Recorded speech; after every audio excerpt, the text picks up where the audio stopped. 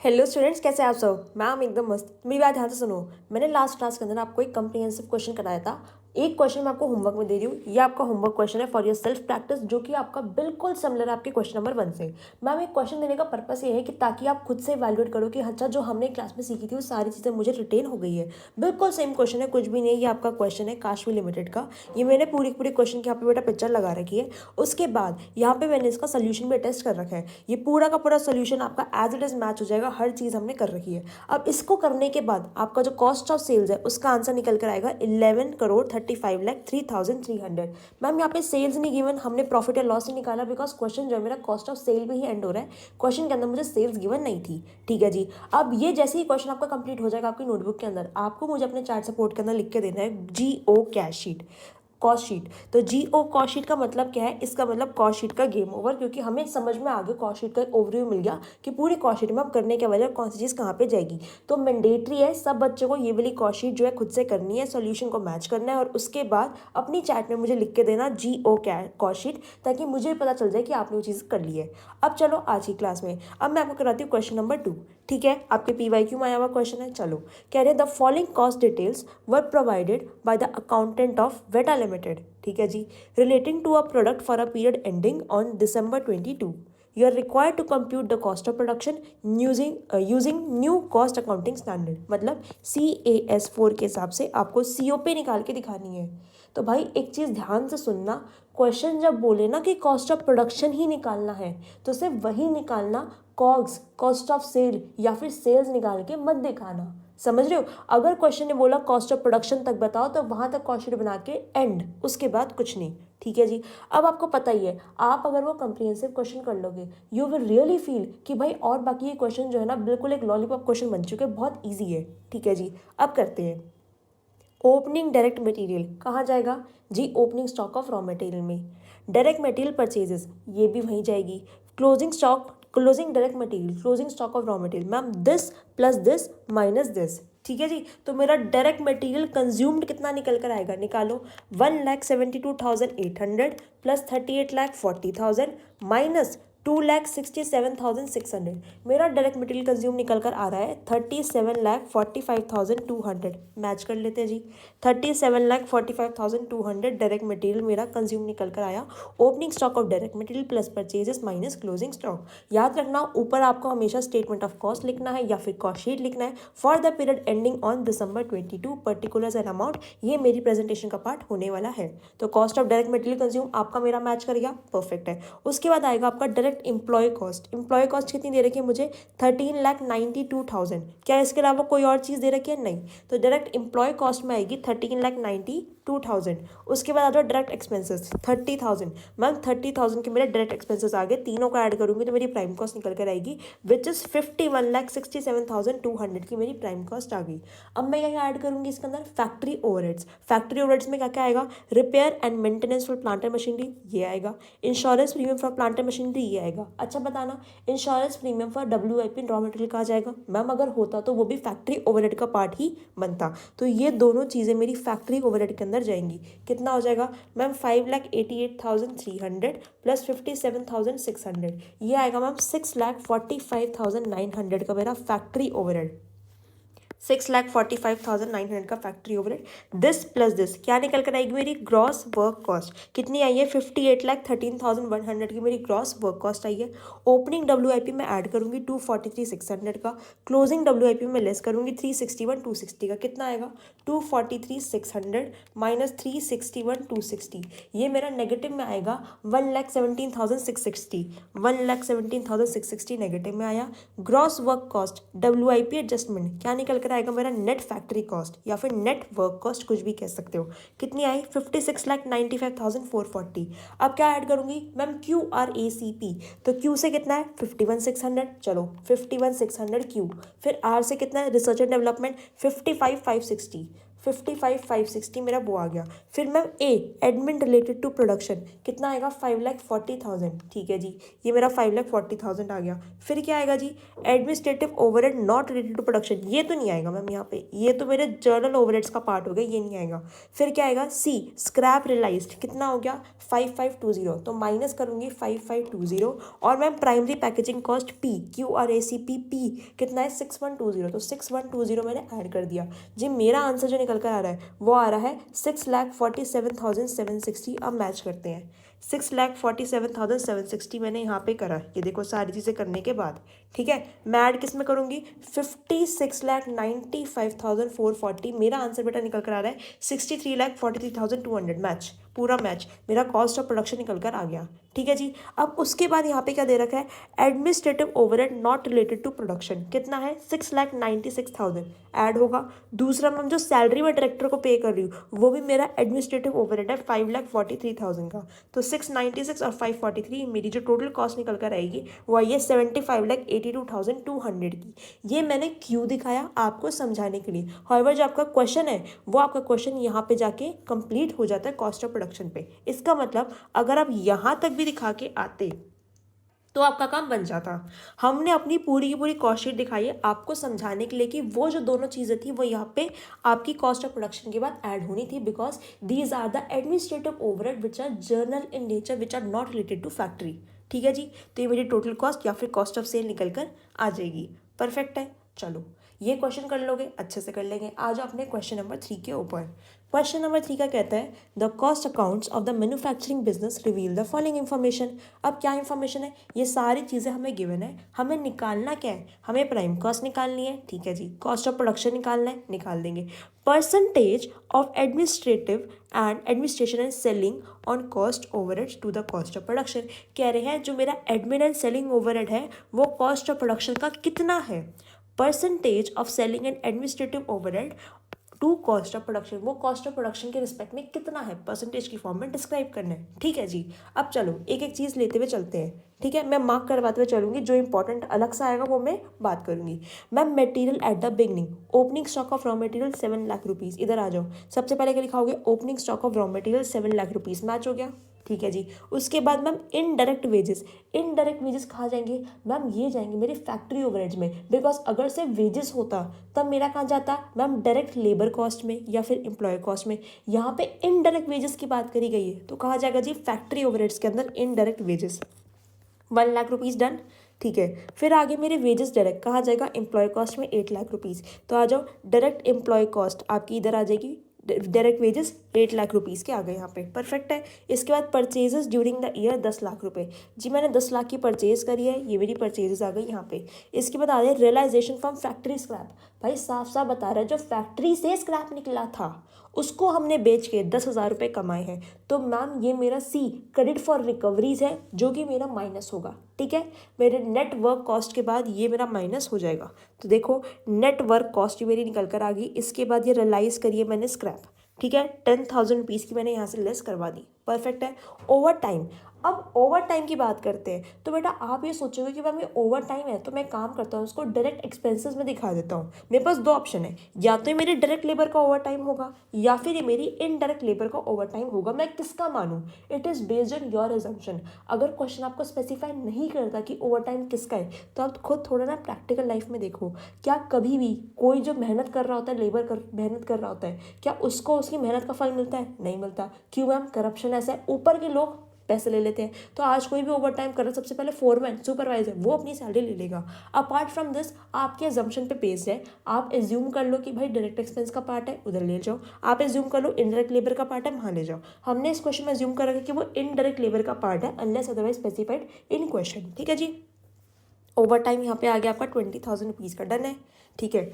अब मैम ये वाली एडजस्टमेंट को मैं कर लेता हूँ मार्क कि फ्यूचर में जब मुझे रिवीजन करनी होगी कॉस्ट शीट की तब मैं इस वाली सिर्फ एक एडजस्टमेंट को करके जाऊँगा जिसके अंदर मेरा ओवर टाइम डिस्कस हो रहा है, जहाँ पे मुझे दिमाग लगाना पड़ा कि मैं कहाँ लेके जाऊँ, जहाँ पे मुझे एजम्पशन लिख के आनी पड़ी, ठीक है जी।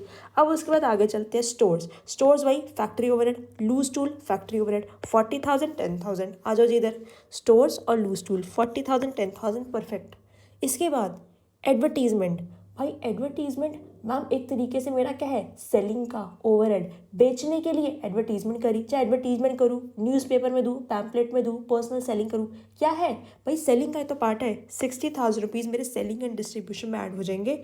इधर आ जाओ, देखो advertisement 60,000 rupees, administrative selling and administration and selling expenses का मेरे ऐड हो जाएंगे। डन। उसके बाद एक और चीज़, ट्रेड डिस्काउंट। अब मैम एक और बार मुझे याद रहना चाहिए, इसको मार्क कर लो कॉस्ट शीट में, कि भाई ट्रेड डिस्काउंट आएगा तो मैं क्या करूँगा। आप ये देखो ट्रेड डिस्काउंट का नेचर क्या है, कि मैम मैं जब भी सामान बेचती हूँ वो मुझे डिस्काउंट पे देते हैं। एक सामान लेट सपोज 100 रुपीज़ का है, उसने कहा कि भाई 95 में ले जाओ, तो ऑन द स्पॉट जो मुझे डिस्काउंट दिया गया उस प्रोडक्ट के ऊपर वो 5 रुपीज़ का दिया गया, विच इज़ ट्रेड डिस्काउंट। ठीक है, तो जो ट्रेड डिस्काउंट है एक तरीके से क्या मेरा लॉस है। मैं पूरा का पूरा 100 भी चार्ज कर सकती थी, पर मैंने सिर्फ 95 चार्ज करे, 5 रुपीज़ जो है एक तरीके से मेरा लॉस है, मेरी खुद की जेब से गया, कुछ इस तरीके से समझना। तो ट्रेड डिस्काउंट क्यों किया, अगेन सेलिंग एंड डिस्ट्रीब्यूशन की तरीके की वजह से। इधर आ जाओ, इधर आ जाएगा आपका ट्रेड डिस्काउंट 10,000 रुपीज़ का। तो आपको कैश डिस्काउंट कभी भी कंसीडर नहीं करना, पर ट्रेड डिस्काउंट गिवन है तो आपको वहाँ पे दिखाना पड़ेगा। डन है जी, ये दोनों पॉइंट आपको करने हैं। फिर उसके बाद क्या आ जाएगा आपका raw material at the end. Ma'am closing stock of raw material कितना आ जाएगा, 3,00,000 रुपीज़, ये मेरे माइनस हो गए। उसके बाद कैरेज इनवर्ड, मैम सामान अंदर आ रहा है कितना, 40,000 रुपीज़ का, तो कैरेज इनवर्ड मैंने ऐड कर दिया 40,000 रुपीज़। यहाँ पे मेरे मटेरियल कंज्यूम निकल कर आ जाएगा 40,40,000 रुपीज़। परफेक्ट है जी। इसके बाद डेप्रीसिएशन इंश्योरेंस, तीनों का जाएंगे, दोनों का जाएंगे आपके फैक्ट्री ओवरहेड में 30,000 10,000। डेप्रीसिएशन इंश्योरेंस 30 10 फैक्ट्री ओवरहेड्स में। अगर आपको प्लेसमेंट पता है तो फिर कॉस्ट का क्वेश्चन मुश्किल से 5 मिनट से ऊपर का क्वेश्चन है नहीं। फिर 3 चीज़ें मेरे साथ लगातार आ रही है, विच इज़ बैंक का इंटरेस्ट, ठीक है जी, डिविडेंड, ठीक है, और profit provision on sinking fund, provision of sinking fund, कि बेसिकली सिंकिंग फंड में मैंने प्रोविजन बना दिया, बैंक से मुझे जो इंटरेस्ट मुझे देना पड़ा बैंक को, या फिर जो मुझे डिविडेंड की पेमेंट करनी पड़ी शेयर होल्डर को, all these are finance charge. ये आपकी कॉस्ट ऑफ प्रोडक्शन से या फिर एक पर्टिकुलर प्रोडक्ट की कॉस्ट से रिलेट नहीं करते। आप अपने शेयर होल्डर को कुछ भी मत दो, या सारा का सारा पैसा डिविडेंड में दे दो, आपने बैंक को जो इंटरेस्ट दिया वो पर्टिकुलरली एक कॉस्ट, एक प्रोडक्ट की कॉस्ट पे कैसे एलोकेट करोगे। ऑल दीज आर बेटा finance cost which does not become a part of cost sheet, ये कॉस्ट शीट का पार्ट नहीं बनती है। तो ये तीनों चीज़ें मुझे याद हो जाएंगी मैम, बैंक का इंटरेस्ट, डिविडेंड, प्रोविजन, किसी भी चीज़ का प्रोविजन हो। प्रोविजन इज व्हाट, एंटिसिपेशन, कि भाई हमको लगा कि ये सब चीज़ें हो सकती है, मुझे इतना प्रोविजन बना लेना चाहिए। Provision is what, provision is like अ गुल्लक, कि भैया मुझे लगता है कि फ्यूचर में मुझे ये खर्चा होगा तो मैं उसका आज से ही प्रोविजन बना के चलता हूँ, आज से ही उतना उतना पैसा मैं रिजर्व करके चलता हूँ अपने गुल्लक में, कल को मेरे साथ वो चीज़ होती है तो भाई मैं उस गुल्लक में से वो पैसा निकाल सकता हूँ। This is what provision. तो भाई खर्चा अल्टीमेटली हुआ थोड़ी है, आपने तो सिर्फ एंटिसिपेशन किया है, प्रोविजन बनाया। तो इन शॉर्ट, इन नटशेल, ये तीनों चीज़ें आपको मार्क कर लेनी है कि मेरी कॉस्ट शीट का पार्ट नहीं बनती। ठीक है जी। अब इसके बाद आगे चलते हैं। आगे आपको गिवन है बेटा इंस्पेक्शन फीस। इंस्पेक्शन फीस, अब आप ये कहोगे मैम किस चीज़ की फीस है, फैक्ट्री ओवरहेड में डाल दो। इंस्पेक्शन फीस 10,000 रुपीज़ की फैक्ट्री ओवरहेड में डाल दी। फिर पोस्टेज, मैम पोस्टेज क्या है, 20,000 रुपये का पोस्टेज का खर्चा, प्रिंटिंग, स्टेशनरी, पोस्टेज, मैम क्या है, एडमिन जैसा खर्चा है मेरा, admin which is not related to production. Postage आपका आ गया 20,000 रुपीज़ का यहाँ पे। परफेक्ट। फिर आई आपको एक और एडजस्टमेंट, टेक्निकल डायरेक्टर फीस 1,50,000। अब आप ये कहोगे मैम डायरेक्टर की फीस है, ये तो मेरा administrative overhead which are not related to factory, उसमें जाना चाहिए। मतलब कहने का मतलब आप ये कहोगे कि ये डायरेक्टर की फीस तो अब यहाँ पे डालो, पर बेटा ये टेक्निकल डायरेक्टर की फीस है। अब टेक्निकल से हम ये वर्ड समझ में पा रहे हैं कि जो थोड़ा टेक्निकल पर्सन है, जिसको नॉलेज है कि काम करना कैसे है, मशीनरी पे वर्क करना कैसे, तो इसलिए हमने एजम्पशन की बेसिस पे इसको फैक्ट्री ओवरहेड में डाल दिया। डायरेक्टर की फीस, टेक्निकल डायरेक्टर फीस, हमने इसको फैक्ट्री ओवरहेड में डाल दी बेस्ड ऑन द एजम्पशन। ठीक है जी, ये वाला ओके हो गया, टेक्निकल डायरेक्टर फीस ओके। उसके बाद आती है आपकी मैनेजर की सैलरी। अब इन्होंने अगेन मुझे बताया नहीं कौन सा मैनेजर, फैक्ट्री का मैनेजर या फिर ऑफिस का मैनेजर। तो अगेन आपकी एजम्पशन, यहाँ पे इन्होंने माना कि वो फैक्ट्री का मैनेजर है। ठीक है, तो ये मैं आपको वो पॉइंट डिस्कस कर रही हूँ जहाँ पे आपको कन्फ्यूजन हो सकती है कि ये फ्यूचर में आने कहाँ वाले हैं, नीचे डालूँ ऊपर डालूँ, कहाँ डालूँ इनको।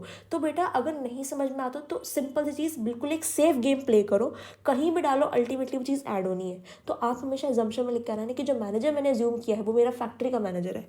चलो फैक्ट्री का मैनेजर 2 लाख रुपीज़ यहाँ पे डल गए, ठीक है जी। उसके बाद सुपरविजन एक्सपेंसेस, मैम सुपरवाइजर करता है, फैक्ट्री का खर्चा है, 20,000 रुपीज़ के मेरे सुपरविजन एक्सपेंसेस आ गए। उसके बाद क्या है, research expenses, ma'am research and development, इसका मतलब QRACP में R वाला पार्ट है ये। रिसर्च एक्सपेंसेस आपके यहाँ पे आ गए 1,20,000 के। क्लीनिंग एक्सपेंसेस, साफ सफाई करने का खर्चा, मैम इंटरेक्ट खर्चा है, हटाओ ना, इसमें डालो क्लीनिंग का expenses 10,000 rupees. Subscription for trade journal, भाई सब्सक्रिप्शन हमने करी है, सब्सक्रिप्शन बेसिकली पैसा दिया हमने सब्सक्रिप्शन का फॉर ट्रेड जर्नल, मतलब एक तरीके से ये समझना कि मुझे अपना प्रोडक्ट बेचने के लिए जर्नल में, मैगजीन्स में अपना मैंने प्रमोशन करवाया, ठीक है, तो उसकी मैं सब्सक्रिप्शन अमाउंट पे कर रही हूँ, ठीक है जी। तो एक तरीके से क्या है, मेरा मार्केटिंग का खर्चा है, सेलिंग का खर्चा, subscription for trade journal 1,000 rupees. उसके बाद कलेक्शन चार्जेस, कलेक्शन चार्जेस कितने हैं मेरे 2,000 रुपीज़। अब कलेक्शन चार्जेस का मतलब क्या होता है, भाई किसी से पैसा की रिकवरी करवाना। कलेक्शन चार्जेस तो मैं यही समझ पाती हूँ कि कलेक्ट करवाना पैसा, एक तरीके से कोई पैसा नहीं दे रहा तो हमने एक टीम बैठाई है, हमने कहा कि भैया तू इस पैसे की रिकवरी करवा के देगा। तो एक तरीके से क्या है, सेलिंग का, मार्केटिंग का खर्चा है कि भैया पहले हमने तो बेच दिया, उसके बाद रिकवरी कराने के लिए उस चीज़ की हमने वो पैसा एंकर करा, एक प्रोडक्ट से रिलेट थोड़ी करता है ये तो मेरा एक तरीके से एडमिन का खर्चा हो गया। तो कलेक्शन चार्जेस 2,000 रुपीज़ के यहाँ पे। तो अगर याद करना चाहो कि कलेक्शन चार्जेस कहाँ आएंगे तो ये वाली चीज़ और कर लेना। तो ये मैंने आपको कुछ पॉइंट्स मार्क करवा के दिए हैं, ये जितने भी मैंने आपको पिंक कलर में पॉइंट्स मार्क करवा के दिए वो आपको पता होने चाहिए कि कहाँ पे जाएंगे। बस अब पूरी मेरी कॉस्ट शीट प्रिपेयर है, इन सबको ऐड किया, मेरी प्राइम कॉस्ट निकल कर आ गई। डायरेक्ट एक्सपेंसेस कोई भी नहीं थे, फैक्ट्री ओवरहेड सारे आ गए, मेरी ग्रॉस वर्क कॉस्ट, WIP कुछ था नहीं तो वही मेरी नेट वर्क कॉस्ट भी बन जाएगी, ठीक है जी। उसके बाद QRACP हुआ, कॉस्ट ऑफ प्रोडक्शन आया, मैम फिनिश गुड का ओपनिंग क्लोजिंग था नहीं तो वही मेरा कॉस्ट ऑफ गुड सोल्ड भी बन गया। फिर मैंने सेलिंग, एडमिनिस्ट्रेशन और डिस्ट्रीब्यूशन के खर्चे ऐड करे तो मेरा टोटल कॉस्ट या फिर कॉस्ट ऑफ सेल्स बनकर आ गई, ठीक है जी। प्राइम कॉस्ट हो गई, कॉस्ट ऑफ प्रोडक्शन होगी। तीसरी चीज जो निकालने के लिए बोल रहे हैं वो कह रहे हैं percentage of administration and selling on cost overheads to cost of production. कह रहे हैं भाई ये जो खर्चा है ना, एडमिनिस्ट्रेशन एंड सेलिंग, ये जो खर्चा है ये COP का कितना परसेंट है, अब भी बता देते हैं।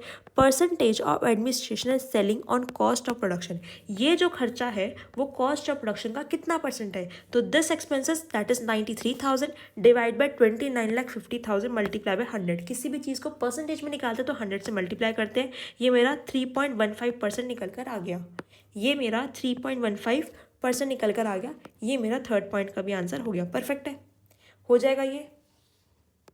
अब चलते हैं बेटा अपने नेक्स्ट क्वेश्चन पे, विच इज क्वेश्चन नंबर 4, ठीक है जी। क्वेश्चन नंबर 4 क्या कहता है, कहता है the following data are related to the manufacture of a standard product during the month of December. दिसंबर के मंथ में हमने ये प्रोडक्ट बनाया, उसका ये खर्चा हमको आया। कह रहे रॉ मटेरियल कंज्यूम्ड, डायरेक्ट मुझे गिवन है, opening closing purchase add less करने की कुछ रिक्वायरमेंट नहीं, डायरेक्ट मुझे गिवन है, डायरेक्ट वेजेस मुझे गिवन है। फिर बात आती है किसकी, मैम डायरेक्ट एक्सपेंसेस की, वो मुझे गिवन नहीं है। फिर क्या आ जाएंगे यहाँ पे, बेसिकली इधर बताओ, ये आ जाएंगे आपके मशीन आर वर्क्स इनटू में machine hour, machine hour work into में मशीन आर, ये क्या हो जाएगा मेरा फैक्ट्री ओवरहेड का खर्चा। फैक्ट्री में ही तो मशीन है, मशीन का ही तो खर्चा फैक्ट्री ओवर में जाता है, because that is my indirect material, indirect labour और इनडायरेक्ट एक्सपेंस का खर्चा, ठीक है जी। अब ये देखो कैसे निकालूंगी इसके अमाउंट, मैम 9,000 घंटे मशीन ने काम किया और 1 घंटे का रेट, 1 घंटे में कितना चार्ज आता है, 10 रुपीज़ का चार्ज आता है। तो इट मीन्स फैक्ट्री ओवरहेड के अंदर 9,000 इंटू में 10, 90,000 रुपीज़ का मेरा खर्चा लगेगा। ये क्लियर है, फैक्ट्री ओवरहेड के अंदर 9,000 आवर्स मशीन ने काम किया, 1 घंटे पे उसको 10 रुपीज़ का खर्चा आता है, तो 90,000 रुपीज़ का मुझे खर्चा आया फैक्ट्री ओवरहेड में, मशीन को चलवाने के लिए इतना खर्चा आया। उसके बाद administrative overhead which are related to production कितना है, 20% ऑफ वर्क कॉस्ट। पहले तो मुझे वर्क कॉस्ट निकालनी पड़ेगी, ठीक है ma'am, prime cost plus factory overheads क्या निकल कर आती है मेरी, वर्क कॉस्ट, यही तो क्लियर ही है।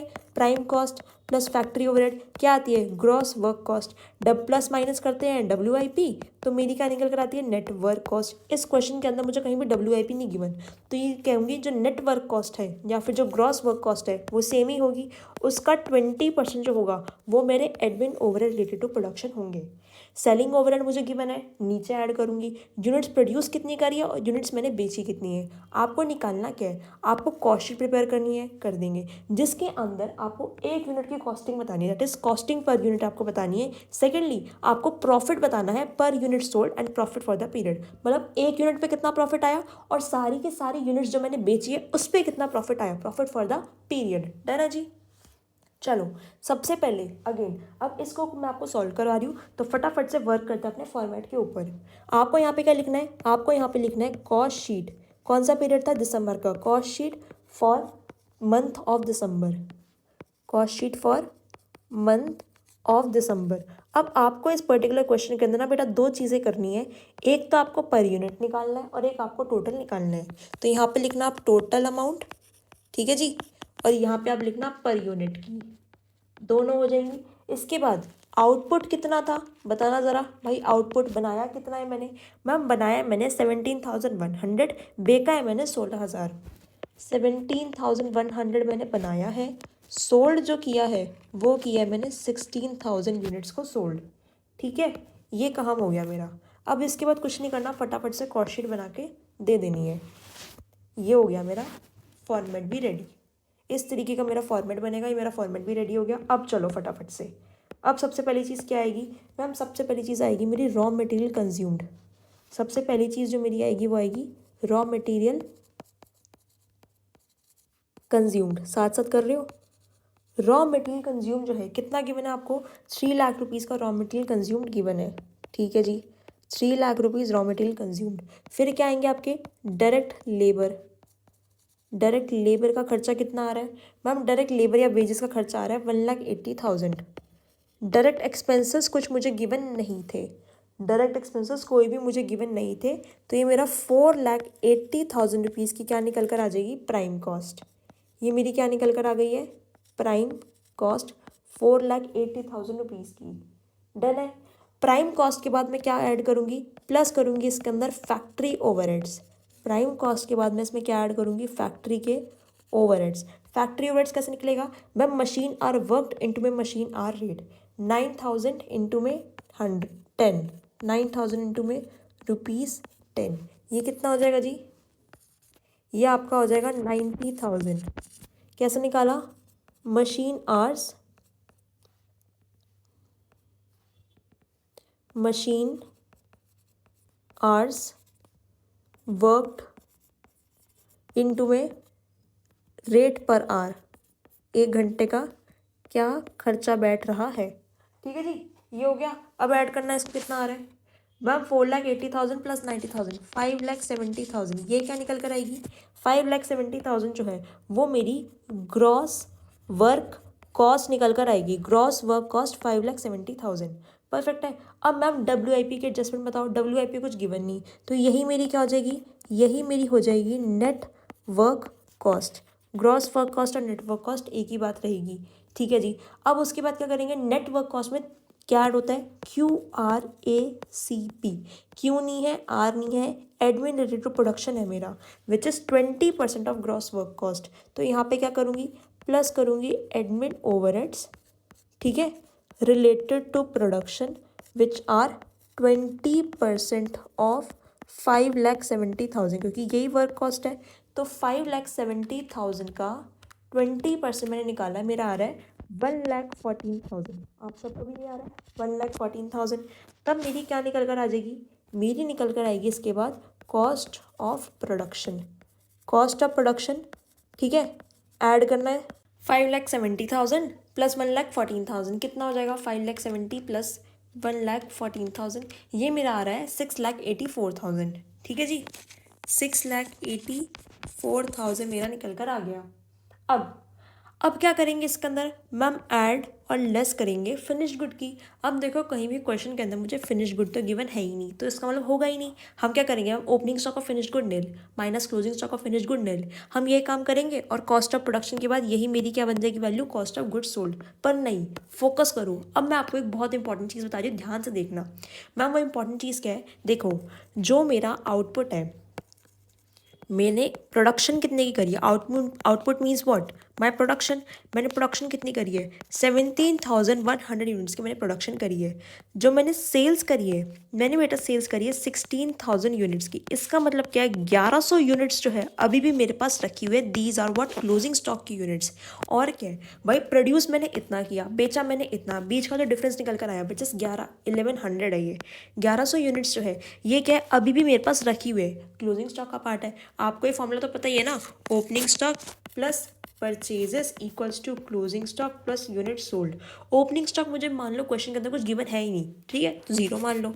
परचेज कर लो या फिर यहाँ पे लिखो production, opening stock plus produced कितना है 17,100 इक्वल्स टू क्लोजिंग स्टॉक मुझे पता नहीं, यूनिट सोल्ड मैंने करी है 16,000, तो क्लोजिंग स्टॉक ऑटोमेटिकली निकल कर आ जाएगा आपका 1100 यूनिट्स का।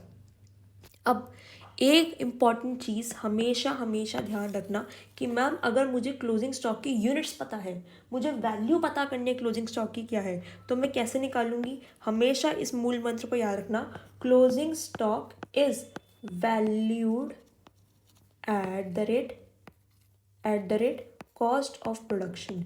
क्लोजिंग स्टॉक का आपका वैल्यू होता है वो कॉस्ट ऑफ प्रोडक्शन के बेसिस के ऊपर होता है। मैम समझ नहीं आया, समझाओ तक। मतलब ये है बेटा, कॉस्ट ऑफ प्रोडक्शन की आपकी क्या कॉस्ट आ रही है, वो कॉस्ट जो है वो आपकी 17,100 यूनिट्स के ऊपर आई है। तो भाई एक बात बताओ, क्लोजिंग स्टॉक में तो आपकी 1100 यूनिट है, उस पर कितनी कॉस्ट आनी चाहिए, वो कितनी वैल्यू का होगा। मैम जो मेरी टोटल कॉस्ट आई है, लेट सपोज 100 रुपीज़ की मेरी कॉस्ट आई है, वो मेरी 11 यूनिट्स बनाने पे आई है। मैम मैंने बेची सिर्फ 10, अभी एक यूनिट मेरे पास रखी हुई है, तो एक यूनिट बनाने के लिए मेरी कितनी कॉस्ट आई होगी, कर लो अपने आप को क्रॉस मल्टीप्लाई। ठीक है जी, समझ में आ गया। तो 100 डिवाइड बाई 11 इंटू में 1, ये मेरी यूनिट जो मेरी कॉस्ट है वो निकल कर आ जाएगी ऑफ 1 यूनिट, जो कि मेरी क्लोजिंग स्टॉक के अंदर है। Closing stock is valued at cost of production. Done है जी। चलो अब क्या करेंगे, इसके अंदर हम लेस करेंगे, इसके अंदर हम माइनस करेंगे क्या, closing stock of finish goods. Finish good की क्लोजिंग स्टॉक को हम लेस करेंगे, जो कि कैसे निकलेगा, it is always valued at cost of production, अगर क्वेश्चन के अंदर वैल्यू गिवन नहीं है। तो कॉस्ट ऑफ प्रोडक्शन में कॉस्टिंग कितनी आ रही है मैम, 6,84,000 की मेरी कॉस्टिंग आ रही है। ये कितनी यूनिट्स पे आ रही है मैम, ये 17,100 यूनिट्स के ऊपर आ रही है। क्लोजिंग स्टॉक में कितनी है, सिर्फ 1100 यूनिट्स है, तो 1100 यूनिट पे क्या कॉस्टिंग आएगी। इसको निकालने का सिंपल फॉर्मूला ये था बेटा, 6,84,000 की जो मेरी कॉस्टिंग आ रही है वो 17,100 यूनिट पे आ रही है, तो मेरी 1100 यूनिट के ऊपर कितनी कॉस्टिंग आएगी, मैंने क्रॉस मल्टीप्लाई करके निकाला है। निकालना ज़रा, 6,84,000 डिवाइड बाय 17,100 मल्टीप्लाई बाय 1100, ये मेरी वैल्यू आ रही है 44,000 की। अब सिंस जो मैम मेरा closing stock of finish good है वो मेरा लेस होता है, तो 44,000 मैंने यहाँ से लेस करके दिखा दिए। डन है, इसको मैं हटा दूँ, ठीक है, ये मैंने लेस करके दिखा दिए। तो बस अब क्या निकल कर आ गया, अब मेरा निकल कर आया बेटा कॉस्ट ऑफ गुड्स सोल्ड, ठीक है, COGS मेरा निकल कर आ गया। कैसे, 6,84,000 माइनस 44,000, ये निकल कर आ गया आपका 6,40,000 का। अब क्या करेंगे इसके अंदर मैम, एडमिन, सेलिंग और डिस्ट्रीब्यूशन के खर्चों को ऐड करेंगे। तो देखो ये आपके सेलिंग ओवरहेड्स आ रहे हैं ₹10 पर यूनिट सोल्ड, बस क्या करूँगी यहाँ पे, सेलिंग ओवरहेड्स। सेलिंग ओवरहेड्स कैसे मैम, ₹10 फॉर कितनी यूनिट्स है, ₹10 पर यूनिट सोल्ड, जितना बेचोगे उसी के ऊपर तो ओवरहेड लगेगा। मैम बेची कितनी है, 16,000 फॉर 16,000 यूनिट्स, जितना बेचोगे उसी के ऊपर तो लगेगा, तो ये कितनी हो जाएगी, 1,60,000 रुपीज़ का मेरा सेलिंग ओवरहेड निकल कर आएगा। इसके अलावा कोई और खर्चा है ही नहीं, तो ये मेरा कॉस्ट ऑफ सेल्स या फिर मेरी टोटल कॉस्ट निकल कर आएगी। अब टोटल कॉस्ट कितनी निकल कर आ गई है मेरी, 6,40,000 प्लस 1,60,000, करना ज़रा कितनी आएगी, 6,40,000 प्लस 1,60,000, ये मेरी निकल कर आ रही है 8 लाख रुपए की। ठीक है जी। अब मैम मुझे अगर निकालना है प्रॉफिट, क्वेश्चन ने क्या बोला था, प्रॉफिट निकाल के बताओ, तो प्रॉफिट कैसे निकलेगा, अगर मुझे सेल्स मिल जाए तो बीच का जो डिफरेंस होगा मेरा प्रॉफिट या लॉस निकल कर आ जाएगा। अब चलते हैं सेल्स की बात करते हैं। तो सेल्स की बात में उन्होंने ये बोला है, इधर देखो, सेल्स कह रहे हैं कि जितनी यूनिट्स हमने सोल्ड करी है, 16,000 यूनिट सोल्ड करी है, किस प्राइस के ऊपर, 80 रुपीज़ पर यूनिट के प्राइस के ऊपर हमने बेची है 16,000 यूनिट्स। ठीक है, तो यहाँ पे लिखो 16,000 units at the rate ₹80 per unit. ठीक है जी, करना ज़रा, 16,000 इंटू में 80, ये मेरा आ रहा है 12,80,000। ठीक है, ये मेरा आ रहा है 12,80,000, माइनस कर दूंगी इसके अंदर से 8 लाख रुपीज़। ठीक है, तो ये कितना आ जाएगा, 4,80,000, ये मेरा प्रॉफिट निकल कर आ गया for the period as a whole, जो मुझे क्वेश्चन ने बोला था। अब बस मेरी 2 रिक्वायरमेंट्स पेंडिंग है बेटा क्वेश्चन की, which is ma'am profit per unit and costing जो मेरी आ रही है पर यूनिट बेसिस के ऊपर। निकालते चलो। अब पता है पर यूनिट बेसिस पे कैसे निकलेंगी, सिंपल सी चीज़ मैम, क्या है मेरी प्राइम कॉस्ट 4,80,000, कितनी यूनिट्स के ऊपर है, 17,100 पे, तो 4,80,000 डिवाइड बाई 17,100, ऐसे निकलेगा ये 4,80,000 डिवाइड बाय 17,100 निकालना ज़रा। 4,80,000 डिवाइड बाय 17,100, ये आपकी आ रही है कॉस्टिंग 28.07। ठीक है जी, पर यूनिट पे कितनी आ रही है 28.07। फैक्ट्री ओवरहेड्स मैम 90,000 का जो मेरा खर्चा है वो 17,100 यूनिट्स पे आ रहा है, डिवाइड बाय 17,100 कितना आया, ये आ रहा है 5.26। ठीक है जी, अब यहाँ पे इसको कैरी फॉरवर्ड करो आगे, कितना आ जाएगा मैम 5,70,000 डिवाइड बाय 17,100 कितना आ रहा है 33.33। अब देखो इन दोनों को अगर ऐड भी करोगे ना तब भी आपका आंसर वही आएगा, निकालना 28.07 प्लस 5.26 कितना आ रहा है 33.33, वही 33.33 निकल कर आ रहा है। उसके बाद 1,14,000 डिवाइड बाय 17,100 कितना आ रहा है जी 6.66 निकाल लो जी। अब निकाल low cost of production 6,84,000 divide by 17,100, तो अभी मेरा 40 ही आएगा। ठीक है जी, तो इसके बाद मैम जो मेरा कॉस्ट ऑफ प्रोडक्शन है और जो मेरा कॉस्ट ऑफ गुड्स सोल्ड है वो 40 ही आ जाएगा। ये क्लोजिंग स्टॉक क्यों नहीं लिया, अरे इसको नहीं लेते, कोई खर्चा थोड़ी है मेरा, जेब से थोड़ी लगा ये मुझे, 40 ही आ गया।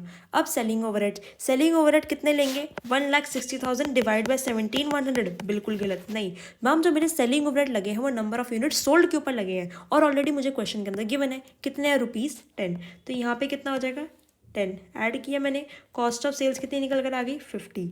मैम जो मेरी सेल्स है टोटल सेल्स ऑलरेडी मुझे क्वेश्चन के अंदर गिवन है कितनी 12,80,000 डिवाइड बाय 16,000 यूनिट्स, तो 80 रुपीज़ का आ रहा है। तो जो मेरा प्रॉफिट आएगा वो बैलेंसिंग फिगर जो मेरे प्रॉफिट की आएगी वो आएगी ₹30 पर यूनिट, ₹30 पर यूनिट का मेरा प्रॉफिट डिटरमाइन हो रहा है, जिसको क्रॉस चेक मैं कैसे कर सकती हूँ 4,80,000 डिवाइड बाय 4,80,000 डिवाइड बाय 16,000 ₹30 निकल कर आ रहा है। मैम मैंने 17,100 क्यों नहीं लिया, अरे भाई प्रॉफिट जितना बेचोगे उसी के ऊपर तो आएगा, जितना बनाओगे उस पर प्रॉफिट कब से कैलकुलेट होने लग गया, प्रॉफिट तो तब आएगा ना जितना आप बेचोगे, तो वही चीज़ है। ये मैच हो गया। तो इस क्वेश्चन के अंदर मैंने आपको क्या सिखाया, एक तो बेटा मैंने आपको मोस्ट इंपॉर्टेंट चीज़ आगे बहुत हेल्प करने वाली है, आपको वैल्यूएशन ऑफ क्लोजिंग स्टॉक सिखाई है कि अगर क्वेश्चन के अंदर क्लोजिंग स्टॉक की वैल्यूएशन ना गिवन हो और फिनिश गुड तो कैसे निकालनी है, और पता कैसे चलेगा कि ये निकलेगा, पता ऐसे चलेगा कि आपको यूनिट्स प्रोड्यूस और यूनिट सोल्ड दोनों अलग अलग दे रखी है, दोनों इक्वल नहीं है, अगर तो दोनों इक्वल हो गई तब तो भाई क्लोजिंग स्टॉक का सवाल ही खत्म, समझ में आ गया। पर अगर दोनों इक्वल नहीं है तब मेरी क्लोजिंग स्टॉक की यूनिट्स निकल जाएंगी, और अगर यूनिट्स निकालनी है मुझे उसको वैल्यू में मेजर करना है तो it is always valued at cost of production. कैसे निकलेगा ये फॉर्मूला मैंने आपको सिखा दिया। पर यूनिट निकालनी होती है तो वो कैसे निकलेगी वो भी सिखा दी। क्यों, जब मैंने आपको कॉस्ट शीट समझाई थी सबसे पहली जो डेफिनेशन लाइन मैंने आपको सिखाई थी, इसके अंदर हम कॉस्ट निकालते हैं टोटलिटी बेसिस पर भी और पर यूनिट बेसिस के ऊपर भी। ठीक है जी। Next question, in a factory two types of articles are manufactured, A और बी, दो मैन्युफैक्चर होते हैं आर्टिकल्स, ठीक है। From the following particulars prepare a statement of cost, statement of cost या फिर कॉस्ट शीट जिसके अंदर आप टोटल कॉस्ट ऑफ प्रोडक्शन बताना of each variety and ascertain करना टोटल प्रॉफिट को, मतलब पूरी एंड तक बनानी है, कॉस्ट ऑफ प्रोडक्शन बतानी है और प्रॉफिट बतानी है। कोई भी ओपनिंग या क्लोजिंग स्टॉक नहीं है, ठीक है जी। कोई भी सेलिंग और डिस्ट्रीब्यूशन ओवरहेड या जनरल ऑफिस ओवरहेड नहीं है। अच्छा, मटेरियल गिवन है, लेबर गिवन है, तो मैम मेरी प्राइम कॉस्ट निकल कर आ जाएगी, ठीक है। उसके बाद सेलिंग प्राइस पर यूनिट मुझे गिवन है, एक जो सामान मैं बेच रही हूँ 1200 रुपये का बेच रही हूँ और कितने बेची है मैंने यूनिट्स 180, तो मैम इससे मेरी सेल्स निकल कर आ जाएंगी, ठीक है जी। अब उसके बाद आगे work cost are charge as 40% of work cost, work overhead are charge at 40% of work cost. कह रहे हैं जो आपके वर्क ओवरहेड है, वर्क ओवरहेड का मतलब क्या होता है ma'am factory overhead, factory overhead work overhead एक ही तो बात हुई, तो वो कितने हैं, वो 40% है वर्क कॉस्ट का। पर मैम वर्क कॉस्ट तो बाद में निकलती है, अगर मैं आपको थोड़ा सा फॉर्मूला जो फॉर्मेट है वो रिवाइज करवाऊँ तो prime cost plus factory overheads या फिर वर्क ओवरहेड, ठीक है। इसको ऐड करने के बाद क्या आती है मेरी gross work cost plus minus WIP, तो मेरी निकल कर आती है नेटवर्क कॉस्ट। फिर क्या करती हूँ इसके अंदर मैं QRACP करती हूँ तो मेरी कॉस्ट ऑफ प्रोडक्शन आती है। फिर मैं क्या करती हूँ इसके अंदर, फिर मैं इसके अंदर प्लस माइनस करती हूँ फिनिश गुड का, तो मेरी कॉस्ट ऑफ गुड्स सोल्ड आता है। Admin, selling, distribution, cost of sales, फिर कॉस्ट ऑफ सेल्स, ठीक है। यहाँ तक सब बच्चों को पता है। अब देखो work overhead are charge as 40% of work cost. कह रहे हैं जो आपकी वर्क कॉस्ट है, ये जो आपकी वर्क कॉस्ट है इसका 40% है work overhead. Ma'am work cost कौन सी वाली, ग्रॉस वर्क कॉस्ट या नेट वर्क कॉस्ट? बेटा कोई भी ले लो, दोनों सेम ही आने वाली। क्यों? क्योंकि क्वेश्चन के अंदर कोई भी ओपनिंग क्लोजिंग स्टॉक तो है ही नहीं, ना ओपनिंग क्लोजिंग स्टॉक है, ना रॉ मटेरियल का होगा, ना WIP का, ना फिनिश गुड का, तो इसका कोई इंपैक्ट नहीं पड़ने वाला। तो जो मेरी ग्रॉस वर्क कॉस्ट है वही मेरी नेट वर्क कॉस्ट होगी। इसका 40% जो है मेरी वर्क ओवरहेड है। और जो मेरे ऑफिस के ओवरहेड है रिलेटेड टू प्रोडक्शन, मतलब ये ए वाला part administrative overhead related to production, ये 20% है कॉस्ट ऑफ प्रोडक्शन। ये COP का 20% है, ठीक है, as per the policy of company. Recovered का मतलब क्या है, इतना है। समझ में आ गया? ये आपका प्रीवियस ईयर का क्वेश्चन है। अब देखो इसको सॉल्व कैसे करना है। सिंपल सी चीज़, इस तरीके को हम कहते हैं रिवर्स कॉस्ट शीट या फिर रिवर्स कैलकुलेशन, जिसके अंदर हमें ऐसे तरीके से निकालना होता है, ठीक है, मतलब हम नीचे से ऊपर जा रहे होते हैं। तो देखो इस टाइप के क्वेश्चन को हमें सॉल्व कैसे करना है। बेटा जो ये वाली आपकी कॉस्ट शीट है बहुत ही सिंप्लीफाइड है, बहुत सारी चीज़ें इसके अंदर है नहीं। तो जो जो चीज़ें आएंगी सबसे पहली चीज़ तो मैं वो चीज़ें लिखती हुई चलूँगी। फॉर्मेट अपना रेडी कर लो। फॉर्मेट के अंदर आपका दिखाओगे स्टेटमेंट ऑफ कॉस्ट।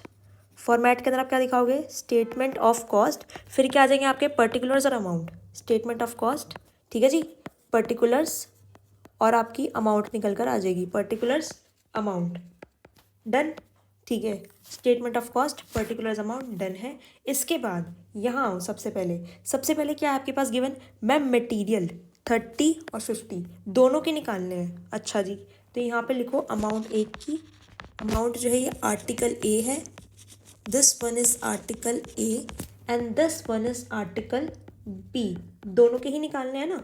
तो आर्टिकल ए और आर्टिकल बी दोनों यहाँ पे आ गए। सबसे पहली चीज़ जो मुझे गिवन है वो क्या है, मटेरियल का खर्चा।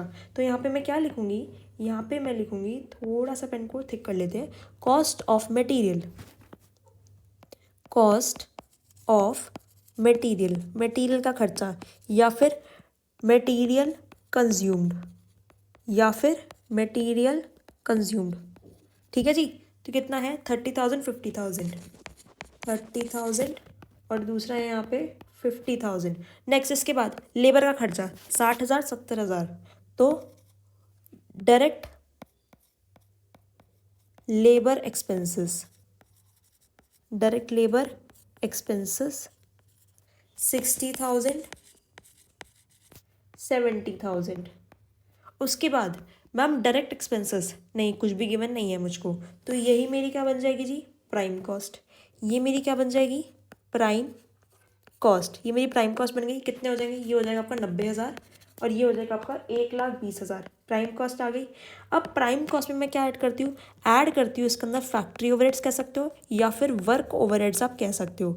अब ये जो वर्क ओवरहेड है ये तो मुझे गिवन नहीं है, तो उसका वर्क ओवरहेड ऐड करने के बाद मेरी क्या बन जाती है, वर्क कॉस्ट। भाई प्राइम कॉस्ट में फैक्ट्री ओवरहेड या वर्क ओवरहेड ऐड करने के बाद क्या बन जाती है मेरी वर्क कॉस्ट। वर्क कॉस्ट क्या है मुझे वो भी नहीं पता, ठीक है जी। आगे लेके चलते हैं कहानी को। वर्क कॉस्ट आ जाएगी। वर्क कॉस्ट के बाद इन्होंने एक चीज़ और बताई है, office overhead related to production. तो इसका मतलब क्या है मैम, एडमिनिस्ट्रेटिव ओवरहेड ऐड करूँगी, admin overhead related to production मुझे ऐड करने हैं, ठीक है, which is what, which is 20% of cost of production. और वर्क ओवरहेड क्या थे, ये 40% थे वर्क कॉस्ट के, these are 40% of WC which is work cost. अब मुझे ये भी नहीं पता कि कितने हैं, इसको ऐड कर दूंगी तो मेरा क्या निकल कर आ जाएगा, इसको ऐड करने का मेरा निकल कर आएगा कॉस्ट ऑफ प्रोडक्शन। मुझे कॉस्ट ऑफ प्रोडक्शन भी नहीं पता, ठीक है। उसके बाद मुझे सेलिंग प्राइस पता है, सेल्स और नंबर ऑफ यूनिट सोल्ड। तो भाई कॉस्ट ऑफ प्रोडक्शन, ठीक है जी। मेरा ओपनिंग स्टॉक फिनिश गुड का, क्लोजिंग स्टॉक फिनिश गुड का कुछ है ही नहीं, क्योंकि क्वेश्चन साफ साफ बता रहा है कि स्टॉक है ही नहीं, ना ओपनिंग ना क्लोजिंग। तो यही मेरा कॉस्ट ऑफ गुड्स सोल्ड बन जाएगा, परफेक्ट है। मैम मेरा कोई भी सेलिंग एडमिन डिस्ट्रीब्यूशन का खर्चा ही नहीं है, तो यही मेरा कॉस्ट ऑफ सेल्स बन जाएगा, बिल्कुल परफेक्ट है। इसमें क्या करूँगी, मैं ऐड करूँगी अपने प्रॉफिट को, तो मेरी क्या निकल कर आ जाएगी, तो मेरी सेल्स निकल कर आ जाएंगी। और सेल्स मुझे क्वेश्चन के अंदर ऑलरेडी गिवन है, कह रहे हैं यहाँ पे 1200 per unit multiply by 180 units, 1200 multiply by 180 है यहाँ पे। और यहाँ पे कितना है, 1500 इंटू में 200, 1500 पर यूनिट इंटू में नंबर ऑफ यूनिट्स आर 200, ठीक है जी। तो निकाल लो फटाफट से, 1200 इंटू में 180 कितना आएगा, 2,16,000। और ये कितना हो जाएगा, ये हो जाएगा आपका 3 लाख रुपीज़ का। अब मुझे क्या करना है, मुझे 1, ठीक है, 2 3 4, ये 4 वैल्यूज़ को फिगर आउट करना है। अब समझना होगा कैसे, अब कहानी में आएगा ट्विस्ट, अब समझना ये चीज़ें होंगी कैसे। आपके बेटा बनेंगे इस क्वेश्चन के अंदर वर्किंग नोट्स, आपके इस क्वेश्चन के अंदर क्या बनेंगे, वर्किंग नोट्स। अब वर्किंग नोट में आप सबसे पहले मानो कि भाई मुझे वर्क कॉस्ट चाहिए पहली चीज़, और मुझे administrative overhead related to production चाहिए दूसरी चीज़। तो लेट करो वर्क कॉस्ट बी एक्स, आपने वर्क कॉस्ट को एक्स मान लिया, ठीक है जी। तो आपको एक चीज़ पता है, आपको क्या पता है कि मैम जो मेरी ग्रॉस वर्क कॉस्ट है, जो मेरी ग्रॉस वर्क कॉस्ट है, या फिर मैं कहूँ जो मेरी वर्क कॉस्ट है, वो किसके इक्वल है, वो मेरी prime cost plus work overheads की इक्वल है। ये आपको पता है, वर्क ओवरहेड और फैक्ट्री ओवरहेड एक ही मतलब है भाई, सीधी सी बात है ना। Prime cost plus work overhead equals to work cost.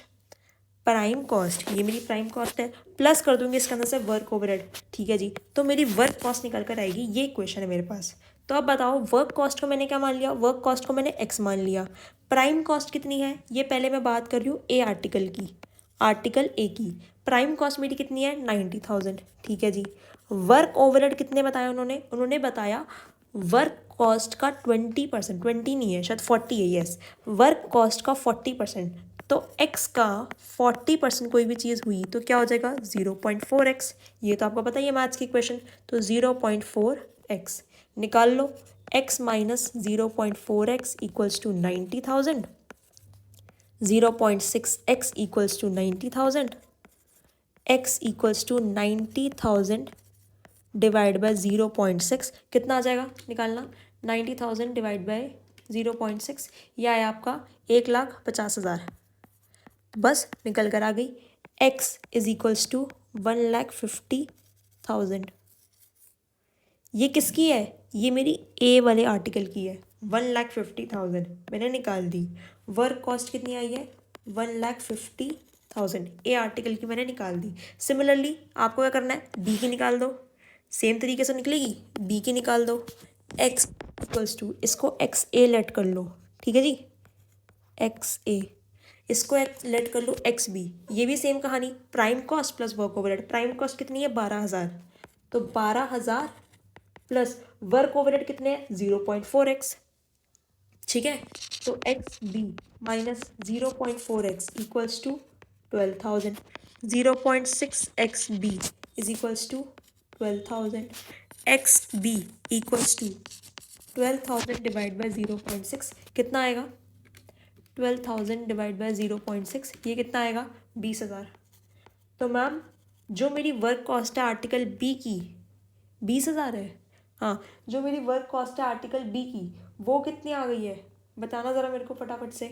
ये 20,000 नहीं लग रही मेरे को, एक बार देखती हूँ। 12,000 डिवाइड बाई 0.6,